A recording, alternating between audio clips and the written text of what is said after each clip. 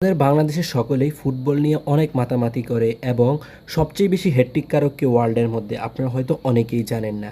আজকে দেখতে পাচ্ছেন সর্বোচ্চ হ্যাট্রিক করা ফুটবলার হচ্ছেন লিওনেল মেসি। তিনি ২ নম্বরে রয়েছেন। তিনি হ্যাট্রিক করেছেন ৫৭টি, ম্যাচ খেলেছেন ১৮০টি। ১৮০টি ম্যাচ খেলে তিনি গোল করেছেন ১০৬টি। ১০৬টি গোল করেছেন আর তিনি হ্যাট্রিক করেছেন ৫৭টি। উনি অনেক বড় একজন ফুটবলার। কিন্তু আপনি কি জানেন সর্বকালের সেরা ফুটবলার এবং সর্বকালের সেরা ফুটবল ইতিহাসের হ্যাট্রিক কারককে?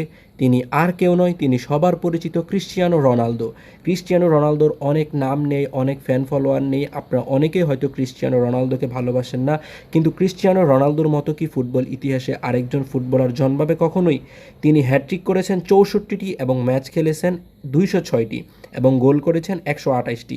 ১২৮টি গোলের মধ্যে ৬৪টি হ্যাট্রিক রয়েছে তার। তিনি সর্বকালের সেরা ফুটবলার ক্রিশ্চিয়ানো রোনালদো।